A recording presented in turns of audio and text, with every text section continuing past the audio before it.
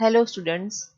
मैं doctor Kiran Tak, department of botany, Meera girls college, Udaipur. बच्चों, हमने अपने पिछले वीडियो में रैननकुलेसी फैमिली स्टार्ट कर दी थी और उसका हमने पार्ट 1 और पार्ट 2 देख लिया था, जिसमें हमने उसमें उसके characters, vegetative characters, floral formula और डायग्राम के बारे में अध्ययन किया था। आज हम इस फैमिली का लास्ट पार्ट पढ़ेंगे, जिसके अंतर्गत हम इस फैमिली की एफिनिटी, इसकी फाइलोजेनी, इसके आर्थिक महत्व और इसके डिस्टिंग्विशिंग कैरेक्टर्स के बारे में अध्ययन करेंगे। पहला है फाइलोजेनी। फाइलोजेनी का मतलब इसका इवोल्यूशन के अकॉर्डिंग हम इसको देखते हैं। तो अधिकतर फाइलोजेनिटिस्ट का ये मानना है कि रेननकुलेसी एक बहुत प्रिमिटिव फैमिली है, क्योंकि इसमें प्रिमिटिव कैरेक्टर्स पाए जाते हैं। डाइकॉट्स की एक प्रिमिटिव फैमिली है, लेकिन साथ साथ में यह भी माना गया है कि इसके अंदर कुछ एडवांस कैरेक्टर्स भी होते हैं। वो कैसे? कि यह माना जाता है कि जो मोनोकॉट्स है उसका ओरिजिन डाइकॉट से हुआ है। ठीक है, अर्थात इस पृथ्वी पर डाइकॉट पहले आए और उससे मोनोकॉट्स का ओरिजिन हुआ, और मोनोकॉट सबसे एडवांस माने जाते हैं एंजियोस्पर्म के अंतर्गत। तो जो मोनोकॉट का डाइकॉट से जब ओरिजिन हुआ है, तो डाइकॉट के अंदर जो पॉइंट ऑफ ओरिजिन है, मतलब कौन सी फैमिली है, अर्थात वह फैमिली है रैननकुलेसी, या रैनन ऑर्डर रैनेल्स के जो रिलेटेड ग्रुप हैं उससे मोनोकॉट का ओरिजिन हुआ है। तो इसमें यदि इसकी फाइलोजेनी हम कंसिडर करें, माने, तो ये रैननकुलेसी में प्रिमिटिव कैरेक्टर्स भी पाए जाते हैं और कुछ इसमें एडवांस कैरेक्टर भी शो करते हैं। अब इसकी हम एफिनिटी की बात करें, मतलब समानता, ये फैमिली किस किस से समान लक्षण शो करती है। तो यह फैमिली रोजेसी के कैरेक्टर से समानता रखती है और निम्फेसी के कैरेक्टर से समानता रखती है। रोजेसी से कैसे? कि इस रैननकुलेसी और तथा रोजेसी के अंदर, दोनों के अंदर एक तो फ्री स्टैमिन्स मिलते हैं और न्यूमरस स्टैमिन्स मिलते हैं। साथ में फ्री कार्पल्स मिलती है और न्यूमरस कार्पल्स मिलती है। अर्थात स्टैमिन्स जो है इन दोनों के अंदर, रोजेसी के अंदर एंड रैननकुलेसी के अंदर, दोनों में स्टैमिन्स फ्री है और बहुत सारे असंख्य हैं। इसी प्रकार से कार्पल्स भी फ्री है, मतलब एपोकार्पल्स कंडीशन पाई जाती है और उनकी संख्या भी बहुत सारी मल्टी कार्पल्स है। तो ये तो वह रोजेसी और रैननकुलेसी में समानता। इसमें यह इसके कुछ कैरेक्टर्स निम्फेसिएसी भी सिमिलर रखते हैं, होते हैं इसके अंदर। जैसे कि दोनों के अंदर डाइमॉर्फिक प्रकार की लीफ पाई जाती है, जैसा कि हमने देखा था अपने प्रीवियस लेक्चर्स में, वीडियो में, कि रैननकुलस की एक स्पीसीज होती है रैननकुलस एक्विटिस, उसके अंदर दो प्रकार की लीफ पाई जाती है। जो पानी के अंदर सबमर्ज लीफ है वो कटी हुई होती है, और ऊपर वाली लीफ फुल मार्जिन की होती है, कंप्लीट मार्जिन के साथ होती है। और दूसरा, तो निम्फियसी जो कि कमल की फैमिली, उसमें भी यही कैरेक्टर पाया जाता है। कटी हुई पत्तियां भी होती है और वोल मार्जिन वाली पत्तियां भी पाई जाती है उसमें लीव्स। साथ साथ में दोनों के अंदर हाइपोगनस फ्लावर पाया जाता है, अर्थात सुपीरियर ओवी दोनों में पाई जाती है। तो ये निम्फेसियसी से भी कैरेक्टर्स इसके समानता मतलब शो करता है, और रोजेसी से भी समानता शो करता है। अब इसके हम इस फैमिली के प्रिमिटिव और एडवांस कैरेक्टर की बात करते हैं। इसमें अधिकतर कैरेक्टर्स प्रिमिटिव हैं, जैसे कि पेरिनियल हैबिट जो है इसके अंदर पाई जाती है। वैसे तो ये हर्बिशियस हैबिट को शो करता है, जिसमें एनवर और पेरिनियल भी है। तो पेरिनियल जैसे कि एकोनिटम है, क्लैमिटिस है, इनमें ये पेरिनियल मतलब बहुवर्षीय ये प्लांट होते हैं। देन कुछ इसके अंदर एक्सेप्शन नहीं है, जैसे तो पेयोनिया, जिसको कि हम पेयोनिया ट्री भी कहते हैं, जो कि आपको मैंने पहले पिक्चर दिखाई थी, उसका फोटो भी दिखाया था। तो इसके अंदर कुछ स्पीसीज जो है वो ट्री की तरह हैबिट शो करती है। प्रेजेंस ऑफ स्टिपुल्स लीव्स में स्टिपुल्स पाए जाते हैं। वैसे तो इसकी नॉर्मल कैरेक्टर्स में एक्स स्टिपुलेटेड होती है, लेकिन हेलिक्ट्रम जो प्लांट है उसके अंदर स्टिपुल्स पाए जाते हैं, अनुपर्ण जिसको कहते हैं, जो कि पर्ण के पत्ती के नीचे की तरफ एक संरचना होती है जिसे हम अनुपर्ण या स्टिपुल्स कहते हैं, वो पाए जाते हैं। तो ये प्रिमिटिव कैरेक्टर को शो करता है। लीव्स के अंदर रेटिकुलेट प्रकार का जालिकावत विन्यास पाया जाता है, ये भी प्रिमिटिव कैरेक्टर होता है।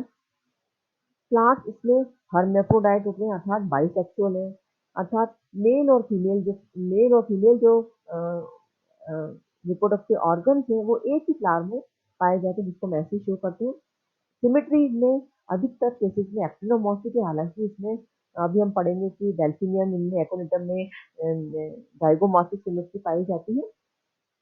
पेटल्स की संख्या ज्यादा होती है। कैलिक्स और कॉर्डा दोनों फ्री है, मतलब पॉली है दोनों के अंदर। पॉलीसेपलस एंड पॉलीपेटलस कंडीशन ये प्रिमिटिव कैरेक्टर को शो करता है। गाइनोसियम के अंदर पॉलीकार्पल कंडीशन पाई जाती है और कैसी है, मतलब गाइनोसियम के अंदर जो कार्पल्स है वो संख्या में ज्यादा है और अलग अलग है, फ्री है। और ओवल्स कैसे होते हैं इसके अंदर, एनाट्रोपस प्रकार के ओवल पाए जाते हैं। तो ये सब जो कैरेक्टर्स है वो प्रिमिटिव कैरेक्टर्स के अंतर्गत आते हैं और ये इस फैमिली में पाए जाते हैं। अब हम एडवांस कैरेक्टर को यदि हम देखें तो जो प्लांट्स हैं वो क्या है, सारे इसमें कैसे हर्बिशियस नेचर के हैं।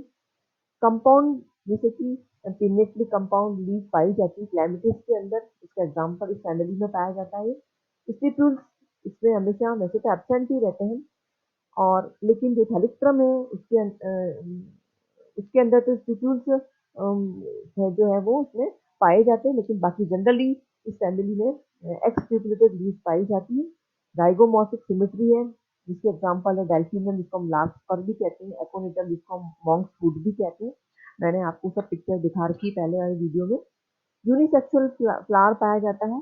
इसका अपवाद मतलब इसमें वैसे तो बाइसेक्सुअल फ्लावर्स होते हैं सारे, लेकिन थैलिक्ट्रम की जो स्पीसीज जिसको कि बताया था मैंने, थैलिक्ट्रम डायोकम, इसके अंदर मेल फ्लावर मतलब मेल प्लांट और फीमेल प्लांट दोनों ही अलग अलग होते हैं, तो डायोसिस कंडीशन पाई जाती है जिसके अंदर एक प्लांट मेल प्लांट पे मेल फ्लावर और फीमेल प्लांट पे फीमेल फ्लावर पाया जाता है।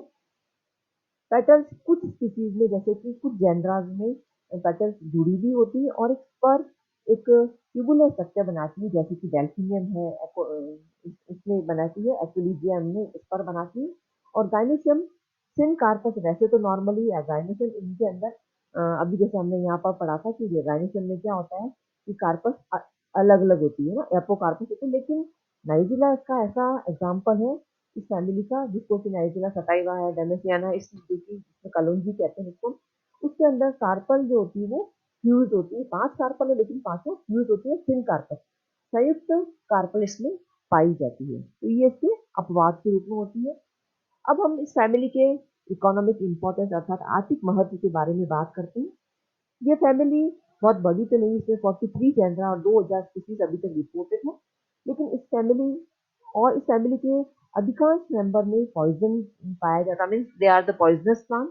लेकिन फिर भी हम इसके अगर इकोनॉमिक इंपॉर्टेंस की बात करें तो इसमें मेजर मुख्य रूप से ऑर्नामेंटल प्लांट्स या मेडिसिनल प्लांट्स हैं। पहले हम देख लेते हैं कि इसमें जो शोभाकारी पादप है वो कौन कौन से हैं। अधिकतर इसके प्लांट शोभाकारी ही है, जैसे कि रेनिनकुलस जो कि इस फैमिली का एक टाइप जीनस है जिसको कि हम बटर कप भी कहते हैं। इसकी मुख्यतः जो दो स्पीसीज है, रेनिनकुलस एसेटिकस एंड रेनिनकुलस रेपन्स, ये सजावटी पादपों की तरह यूज की जाती है। एकोनिटम जिसको मॉन्क फ्रूट भी कहते हैं, इसके दो स्पीसीज है, एकोनिटम नेपिलस एंड एकोनिटम बाइकॉलर, ये ऑर्नामेंटल स्पीसीज है। क्लैमिटिस जिसको विर्जिन फ्लोर भी कहा जाता है, और इसकी जो कॉमन ऑर्नामेंटल स्पीसीज है वो है क्लैमिटिस, व्हाइट एल्बा एंड पेनिकुलेटा, ये इसकी सजावटी पादपों की कैटेगरी में ये स्पीसीज होती है। डेल्फिनियम जिसको लास्ट पर भी कहा जाता है, जिसमें जो कॉमन सजावटी पादप है वो है, इसकी स्पीसीज है डेल्फिनियम एजेसिस एंड डेल्फिनियम कैसमेरियनम, ये इसकी सजावटी पादपों की कैटेगरी में आता है। एनिमोन जिसको कि हम विंड फ्लावर भी कहते हैं, इसमें जो प्लांट ऑर्नामेंटल की तरह ग्रो किए जाते हैं वो है एनिमोन पार्विफ्लोरा एंड एनिमोन सिल्वेस्ट्रिस। हेलिट्रम जिसको कि हम मिडोरिल भी कहते हैं, इसकी जो स्पीसीज ऑर्नामेंटल की तरह यूज की जाती है वो है हेलिट्रम एल्पाइनम। देन एफिलिडिया, इसके तो ऐसे तो बहुत सारे प्लांट ऑर्नामेंटल, बहुत सुंदर सा फ्लावर होता है इसके अंदर, क्योंकि इसमें जो पांचों पेटल्स होती है वो लंबे लंबे स्पर बनाती है, इसको हम कॉलम्बाइन प्लांट भी कहते हैं। और इसमें जो मोस्ट कॉमन ऑर्नामेंटल स्पीसीज है that is the Aquilegia vulgaris species है। देन नाइजिला, नाइजिला का जो कॉमन ऑर्नामेंटल स्पीसीज है वो है नाइजिला, डामासीना और पेओनिया, जिसको कि हम पेओनी ट्री भी कहते हैं। इसमें जो कॉमन स्पीसीज है जो ऑर्नामेंटल प्लांट्स की तरह यूज की जाती है जैसी है पेओनिया इमोडी। तो ये ऑर्नामेंटल प्लांट्स हुए। अब मेडिसिनल प्लांट की हम बात करते हैं तो इसमें ये जो प्लांट नीचे लिखे हुए हैं इनके अंदर एल्कलॉइड्स पाए जाते हैं, डिफरेंट प्रकार के एल्कलॉइड्स पाए जाते हैं। उनकी वजह से इनकी मेडिसिनल प्रॉपर्टी है and they are use as medicine. जैसे कि कुछ मैंने एग्जांपल लिखे हैं इसके अंदर। पहला है एकोनिटम नेपिलस। इस प्लांट की जो नेपिलस स्पीसीज है उसके अंदर इसकी ड्राइड रूट काम में ली जाती है। इसके अंदर एक प्रकार का एल्कलॉइड पाया जाता है जिसको हम एकोनाइट कहते हैं और ये कई प्रकार से यूज होता है, जैसे कि ये फैब्रिक यूज के रूप में भी इसको यूज किया जाता है। फैब्रिक यूज का मतलब हुआ ज्वर नाशक, मतलब ज्वर को कम करने वाला ये केमिकल है इसके अंदर एकोनाइट। और इसको गठिया रोग में भी, रूमेटिज्म अर्थात तो गठिया रोग को क्योर करने में भी इसको यूज किया जाता है। देन दूसरा मेडिकली इंपॉर्टेंट प्लांट है सिनिसिफुगा रेसिमोसा, जिसके अंदर रेसिमोस सिस्टम पाया जाता है। मैंने आपको पिक्चर में बताया था। इसका ड्राइड राइजोम, जिसको कि ब्लैक स्नेक रूट भी कहा जाता है, और यह कोरिया प्रकार नाम की जो डिजीज होती है इसको क्योर करने में काम में लिया जाता है। इसके अंदर जो केमिकल होता है, जो अल्कलॉइड होता है, उसका नाम होता है सिनिसिफुगिन।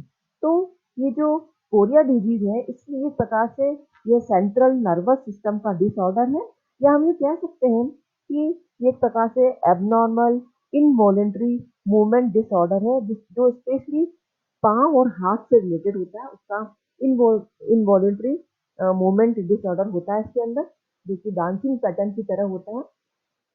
देन एनिमोन पल्सेटिला, ये एक प्रकार से वेल नोन होम्योपैथिक मेडिसिन इसके नाम से आती है, इसको बोलते हैं पल्सेटिला। और ये कई प्रकार की डिजीज को क्योर, कई प्रकार की बीमारियों में इसको लिया जाता है, जैसे कि इंसोम्निया, जिसको कि अनिद्रा की प्रॉब्लम होती है, या हेडेक में, या अस्थमा में, और भी कई प्रकार की बीमारियों में इसको काम में लिया जाता है।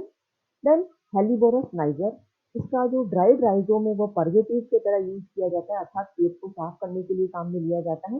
डेल्फिनियम की स्पीसीज है स्टेफिस एग्रिया, जो कि एक प्रकार से इसके जो बीज होते हैं, सीड होते हैं, वो फंजीसाइड को मतलब फंगस को मारने के लिए, उसको किल करने के लिए इसको यूज किया जाता है। ये फंजीसाइड की तरह यूज की जाती है, फफूंद नाशक जिसको हम कहते हैं हिंदी में। हाइड्रोसिस कैनाडेंसिस, इसकी रूट कॉन्स्टिपेशन को रिमूव करने में काम आती है, इसको क्योर करने में काम आती है।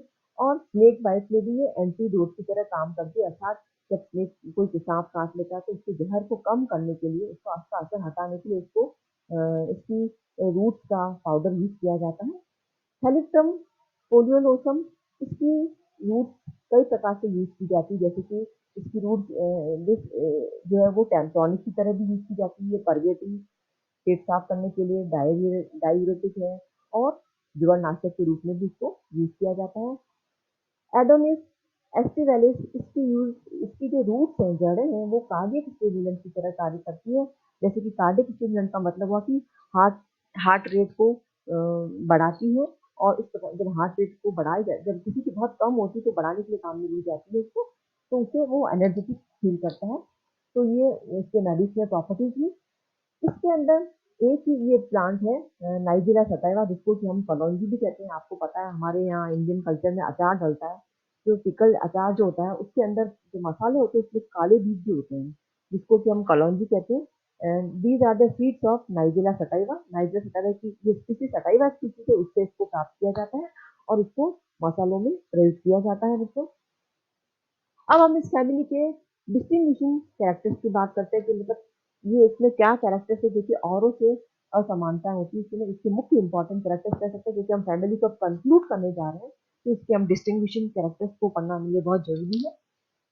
पहला यदि हम इसकी हैबिट की बात करें तो ये मोस्टली इस फैमिली की जो प्लांट्स है वो हर्ब होते हैं, हर्बिशियस नेचर को शो करते हैं, और उसमें भी पेरिनियल एंड एनुअल, मतलब एक वर्षीय या बहुवर्षीय हो सकते हैं। और लीव्स उसमें हमेशा ऑल्टरनेट प्रकार की लीफ होती है, कभी कभी जैसे कि क्लैमिटीज में अपोजिट प्रकार की लीफ भी मिल सकती है। लीव्स अभी जैसे मैंने आपको पहले भी पढ़ाया कि लीव हमेशा इसमें एक्स ट्यूबुलेटेड लीव होती है, अर्थात इसमें अनुपर्ण नहीं पाया जाता है। लेकिन एक स्पीसीज थी जिसका नाम था थैलिक्रम, उसके सॉरी एक जीनस था जिसका नाम था थैलिक्रम, उसके अंदर स्पीसीज पाई जाती है। बाकी नॉर्मली इस फैमिली के मेंबर्स में स्पीसीज अनुपर्ण नहीं पाए जाते हैं।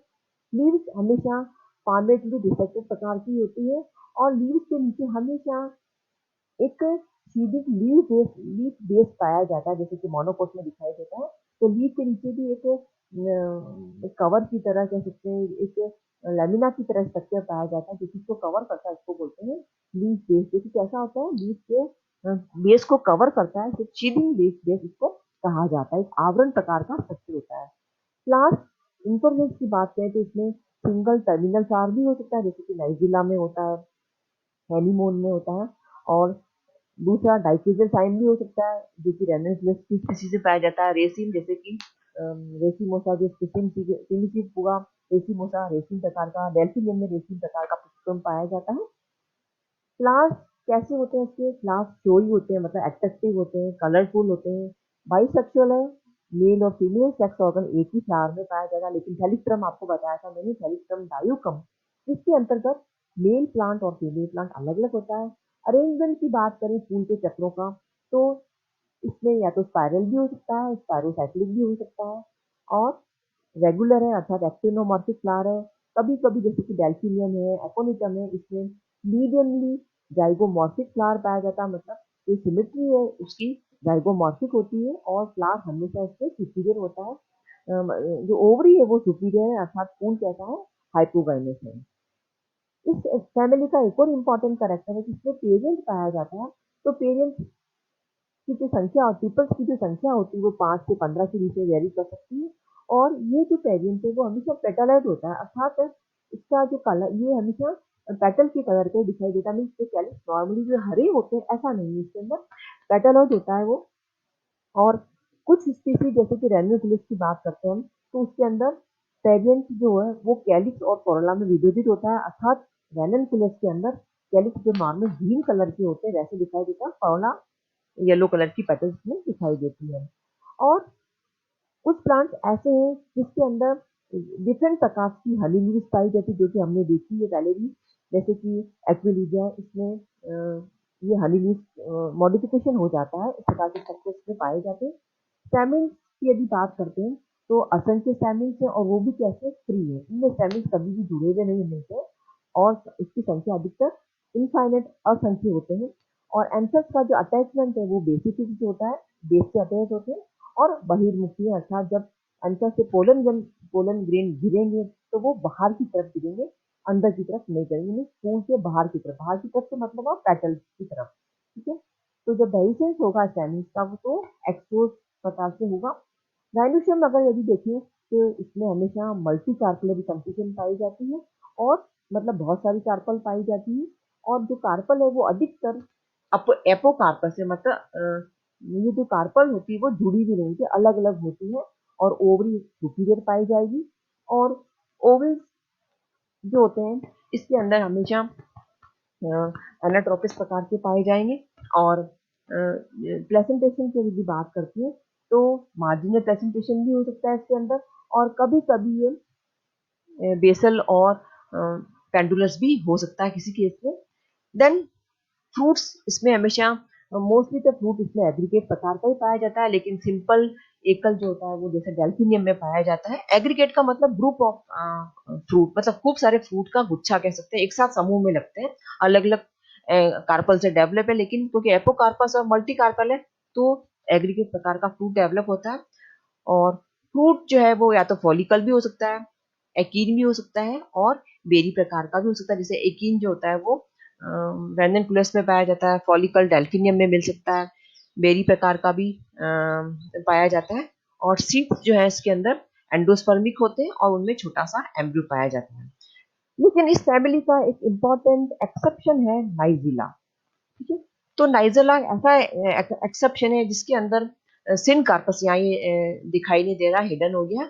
इसमें सिन कार्पस, वैसे तो नॉर्मली जो प्लांट है उसके अंदर हमेशा अभी आपको बताया था कि एपोकार्पस कंडीशन पाई जाती है, लेकिन इस जो ये जो नाइजीला है, इसके अंदर जुड़ी हुई कार्पल मिलती है, मतलब सिन कार्पस कंडीशन पाई जाती है इसके अंदर, और मतलब सिन कार्पस गाइनोशियम मिलेगी, और प्रेजेंटेशन बेसल या मार्जिनल न होकर के इसमें एक्साइल प्रेजेंटेशन पाया जाता है। तो ये इसको हम यहाँ कंपैरिजन कर रहे हैं इससे, ठीक है। तो और जो इसमें नाइजीला में जो फ्रूट होता है वो एक प्रकार से फॉलिकल या कैप्सूल टाइप का होता है, जिसमें सेप्टिसाइडल कैप्सूल कह सकते हैं, और वो ऊपर से फटता है, उसमें सारे से बीज निकलते हैं। जैसे कि एग्जांपल मैंने आपको बताया था, पिक्चर भी आपको दिखाई थी, नाइजीला सटाइवा, जिसको कि हम कलौंजी मसाले की तरह जो यूज किया जाता है, कलौंजी उसको हम कहते हैं। तो बच्चों, हमने आज इस वीडियो में रेनन-कुलेसी का पार्ट 3 पढ़ा है, और आज आज हमने रेनन-कुलेसी को फिनिश कर दिया है। अब हम नेक्स्ट फैमिली अगले टर्न पर देखेंगे। Thank you.